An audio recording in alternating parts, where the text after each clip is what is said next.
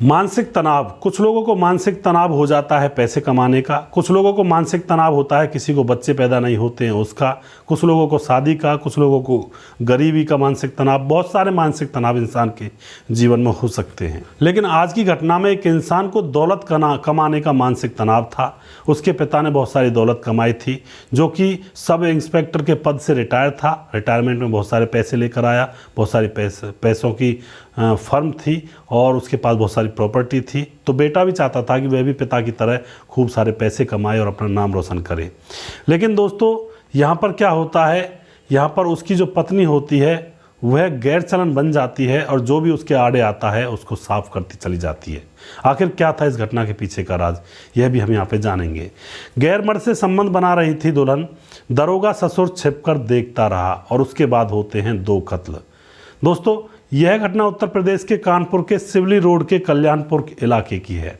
कल्याणपुर के अंदर एक ऋषभ नाम का लड़का रहा करता है। उसका जो पिता होता है वह सब इंस्पेक्टर है और सब इंस्पेक्टर से अब वह रिटायर घर पर आ चुका है, बहुत सारे पैसे लेकर आया है और उसको पेंशन भी अच्छी खासी मिलती है।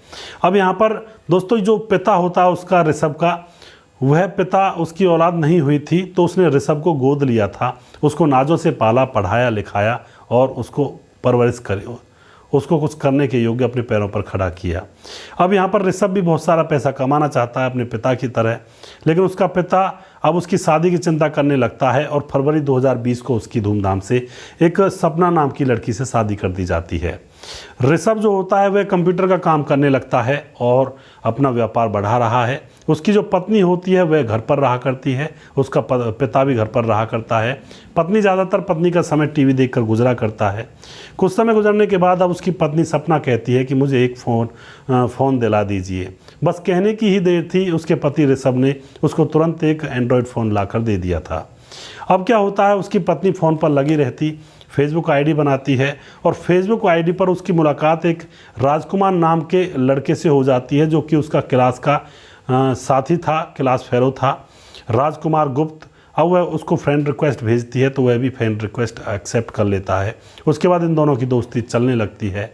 उधर जो सपना का पति ऋषभ होता है उसके साथ एक उसका दोस्त आया करता है सत्येंद्र, वह भी घर पर आ जाया करता है तो वह उससे भी बात करने लगती है। अब यहाँ पर वह औरत दोनों से बातचीत करने लगती है, लेकिन किसी को उसके ऊपर कोई शक नहीं था।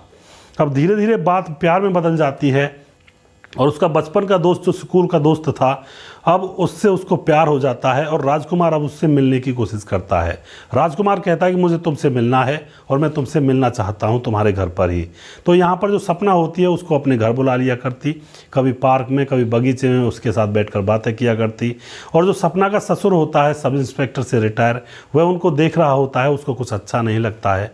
लेकिन यहाँ पर सपना अभी भी लगातार अपने रिश्ते को बढ़ा रही थी और अपने प्रेमी राजकुमार के साथ अपने घर में ही संबंध भी बना लिया करती थी। एक दिन वह दोनों संबंध बना रहे थे तो सपना का ससुर एकदम से वहां पर आ जाता है, उन दोनों को रंगे हाथों पकड़ लेता है और अब राजकुमार वहां से भाग जाता है। और जो ससुर होता है अपनी बहू सपना से कहता है कि बेटी तू यह कदम गलत उठा रही है, अगर तुम्हारे पति ऋषभ को पता चलेगा तो वह क्या सोचेगा। तुम्हारे पास पैसों की कमी नहीं, प्रॉपर्टी की कमी नहीं, सारा कुछ तो है, फिर तू ऐसा करते क्यों करती है। अब यहाँ पर जो सपना होती है वह अपने ससुर से माफ़ी मांगती है कि बाबूजी मुझसे गलती हो गई, आज के बाद मैं ऐसा कभी भी कुछ भी नहीं करूँगी। अब यहाँ पर ससुर जो होता है वह समझदार होता है, बुजुर्ग था, दुनियादारी देखी थी, वह अपनी बहू को माफ़ कर देता है। और अब यहाँ पर जो सपना होती है अपने प्रेमी राजकुमार से कहती है कि यह बुड्ढा तो हमारे प्यार के बीच में आ रहा है, अब क्या करें। और दोस्तों यहाँ पर राजकुमार पूछता है क्या तुम्हारे ससुर की कोई दवाइयाँ चल रही हैं। तो सपना कहती है कि उसकी शुगर वगैरह की दवाइयाँ चली हुई हैं। तो राजकुमार को पता था कि शुगर की दवाइयों की अगर ओवरडोज दी जाए तो इंसान की 2-4 महीने में मौत हो जाती है। तो यहाँ पर राजकुमार अपनी प्रेमिका से कहता है सपना से कि तुम अपने ससुर की सेवा करो, उसको दवाइयों की ओवरडोज दो जिससे कि वह 3-4 महीने में निपट जाए। अब यहाँ पर सपना की समझ में आ जाता है और फिर सपना की सेवा, और जो सपना होती है वह अपने ससुर की सेवा करने लगती है। उसके ससुर को लगता है कि हमारी बहू को अकल आ गई है, लेकिन बहू उसको उसकी दवाइयों की ओवरडोज दे रही थी रोज़ की रोज़। दोस्तों 3-4 महीने ओवरडोज खाने के बाद उसके ससुर की हालत गंभीर हो जाती है और उसकी एक दिन मौत हो जाती है। अब सपना यहाँ पर आज़ाद हो चुकी थी ससुर से, अब अपने प्रेमी को राजकुमार को घर पर बुलाने लगती है, उससे प्यार करने लगती है। और अब यहाँ पर क्या होता है, अब सपना अपने पति के दोस्त सत्येंद्र को भी अपने घर पर बुला लिया करती। कभी राजकुमार कभी सत्येंद्र दोनों के साथ मौज मस्ती कर रही थी। यहाँ पर राजकुमार कहता है सपना से कि अब मैं तुमसे शादी करना चाहता हूँ, क्योंकि ज़िंदगी में तुम्हारे बगैर तो मैं रह ही नहीं सकता। सपना कहती है कि मेरा पति बीच में आएगा। राजकुमार कहता है कि उस पति को रास्ते से हटा देते हैं। तो यहाँ पर दोनों प्लानिंग करते हैं। राजकुमार कहता है कि भाड़े के गुंडों से यह काम करवाएंगे, लेकिन उसके लिए पैसा लगेगा। तो सपना कहती है तुम बात तो करो एक बार। तो वह भाड़े के गुंडों से बात करता है। वह 3 लाख रुपए मांगते हैं। तो सपना अपने घर में से 3 लाख रुपए निकाल कर उन भाड़े के गुंडों को दे देती है। और फिर दोस्तों अब तैयारी हो जाती है। सपना अपने पति को मरवाने की तैयारी यहाँ पर करने लगती है। और सपना को पता था कि 27 नवंबर 2022 को उसके पति सत्येंद्र को एक शादी में जाना है, और वह ज़्यादातर स्कूटर लेकर शादी ब्याह में जाया करता था। तो वह अपने प्रेमी से कह देती है कि मेरा पति 22 नवंबर 2022 को शादी में जाएगा, और जगह भी उसको बता दी जाती है।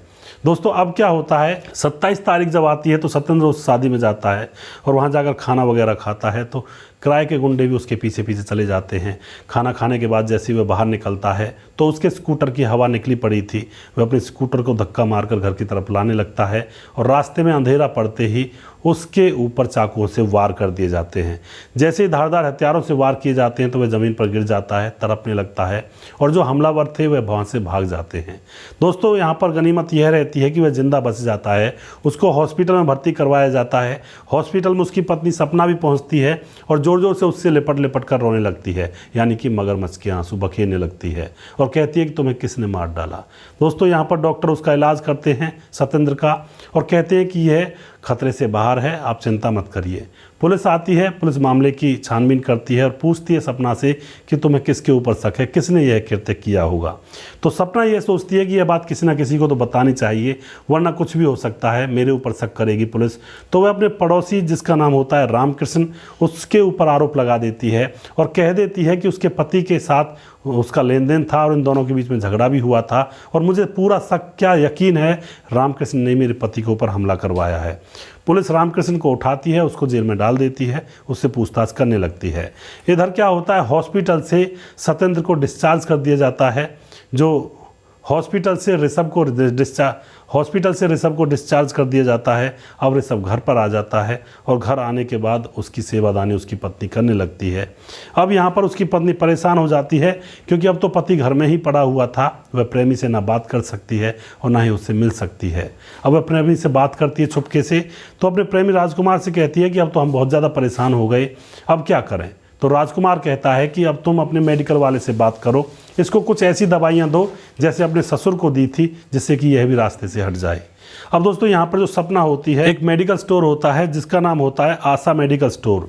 उसमें एक जो लड़का होता है दवाइयाँ देता है, उससे भी टाँका भिड़ा लेती है, उसके भी साथ संबंध बनाया करती, सत्येंद्र के साथ भी संबंध बनाया करती, राजकुमार के साथ भी संबंध बनाया करती। मेडिकल स्टोर पर जाकर उससे कहती है कि मुझे मेरे पति को रास्ते से हटाना है, कुछ ऐसी दवाई दीजिए।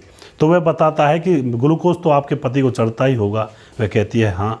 तो वह उसको एक इंजेक्शन देता है और कहता है ग्लूकोज में डाल देना, और इससे इसकी मौत हो जाएगी आधे घंटे बाद, और किसी को कुछ भी पता नहीं चलेगा, पोस्टमार्टम रिपोर्ट में भी कुछ भी नहीं आएगा।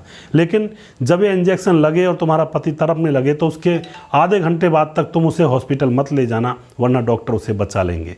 आधे घंटा गुजर जाने के बाद ही उसे हॉस्पिटल ले जाना, इसलिए वह मर जाएगा, तब तक वह मर जाएगा।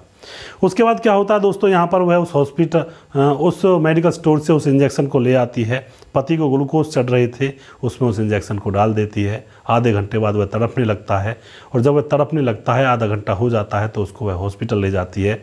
वहाँ पर उसको मृत घोषित कर दिया जाता है। अब वह खुश हो जाती है कि अब उसका रास्ता साफ है। लेकिन दोस्तों इधर पुलिस रामकृष्ण से पूछताछ कर रही थी। अटेम्प्ट टू मर्डर का जो केस उसके ऊपर लगा हुआ था। लेकिन यहाँ पर रामकृष्ण से अच्छी तरह से जब पूछताछ की जाती है तो रामकृष्ण कहता है कि साहब मैंने कुछ भी नहीं किया है, आप मुझ पर यकीन करिए। पुलिस को भी लगता है कि उसने कुछ नहीं किया है, तो उसको पुलिस छोड़ देती है। और उसके बाद जब पति की मौत हो जाती है और पुलिस को पता चलता है कि उसकी मौत हो गई है, तो पुलिस को उसकी पत्नी जिसका नाम होता है सपना, उसके ऊपर शक होता है। तो पुलिस उसकी CDR लोकेशन वगैरह, कॉल डिटेल्स वगैरह निकालती है। तो पुलिस को पता चलता है कि सपना से रातों रात राजकुमार बातें करता है, सत्येंद्र भी बातें करता है, ये दोनों इनके घर भी आते हैं, रात को भी घर रहते हैं। तो पुलिस को शक हो जाता है और इन तीनों लोगों को अरेस्ट कर लिया जाता है, सपना को भी, उसके दो प्रेमियों को भी। शक्ति से पूछताछ की जाती है तो सपना कबूल कर लेती है कि मैंने ही अपने ससुर को और अपने पति को मारा है।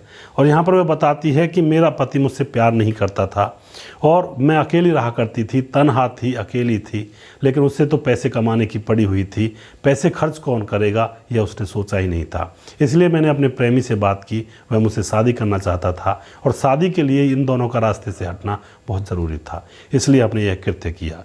9 दिसंबर 2022 को इस राज का खुलासा होता है और दोस्तों दुनिया के सामने यह खबर आती है।